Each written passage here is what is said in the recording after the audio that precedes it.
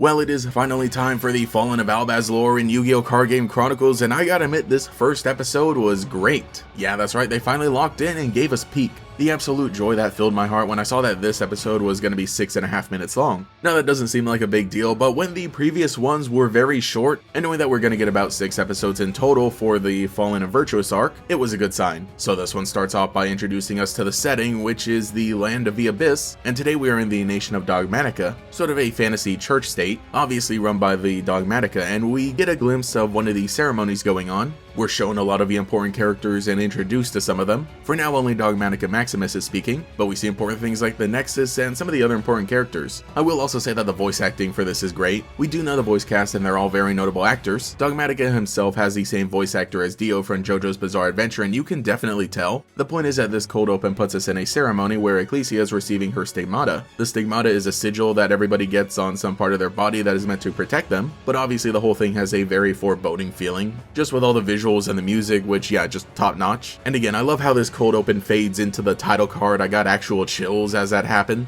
It is just the same simple title card as before and features just a snippet of Passionate Duelist, but yeah, again, like literally it just helps tie everything together. And yeah, I think the most important thing that while this is very short, it still does take the time to set up things like the atmosphere and the setting. We're shown little bits around the city during a procession, and by the way, you can see Tri-Brigade Nerval running around in the back, and as Ecclesia is watching from a balcony, she's joined by Fleur-de-Lis, and that is most of the episode, the conversation between them. This is great because yeah, while it is exposition, we get some backstory, but most importantly, we get to learn a little bit about these characters and how they feel about the world around them. Again, Dogmatica is sort of the typical fantasy church in anime, the whole punish the heretics kind of thing. Meanwhile, we find out that Ecclesia is sort of an optimist, and that she believes they can genuinely make peace and connections with everybody through conversation. And just straight up, Fleur-de-Lis calls her naive, sort of a little scary moment, but she kind of breaks back into that softness of the older sister kind of deal that they have going on, which of course will go back into professionalism and respect once she actually dons her helmet and all that, you know, that's something she tells her. So again, the cracks are starting to form between them. Then we get a giant tear in the sky as a dragon falls through, and this is Titaniclad, the Ashen Dragon, and that is when Fleur-de-Lis jumps in and attacks him, you know, straight on, because obviously this is very ominous. While there isn't a whole lot of action, this is sort of the extent of it. It is at least nicely animated. The dragon falls to the ground, and when Ecclesia goes to meet him, she finds a boy who has the same injury as the dragon, you know, the whole slash to the eye, and this is Fallen of Albaz. And that is about where the episode ends. Obviously we know this shot, this is kind of an iconic one because it's where the story really begins, and this was animated in the larger Card Game Chronicles before, but I do appreciate that they didn't reuse the footage of that, even though I think the original one looked a lot nicer. This one does fit the tone and the lighting more of the rest of the scene.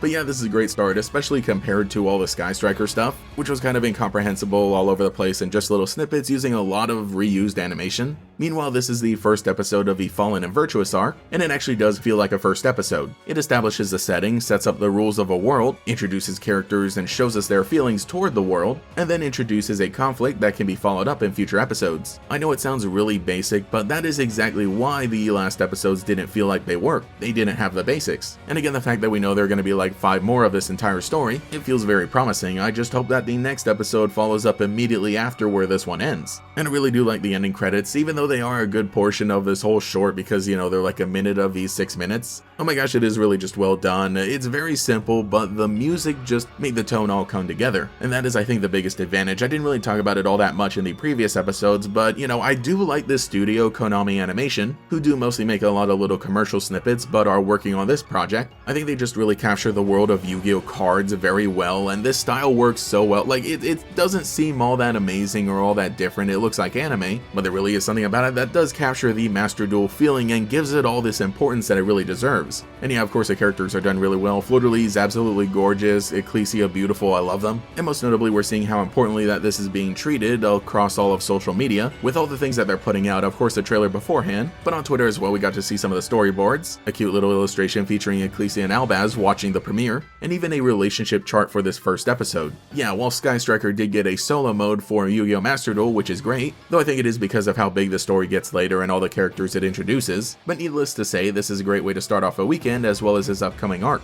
So let me know what you think in the comments below about the new direction we're getting for Yu-Gi-Oh! Card Game Chronicles. And also again, if you want to see me talk about other anime weekly, you can check out GatorX Ultra. Anyway, for now, this is GatorX and I will catch you all later.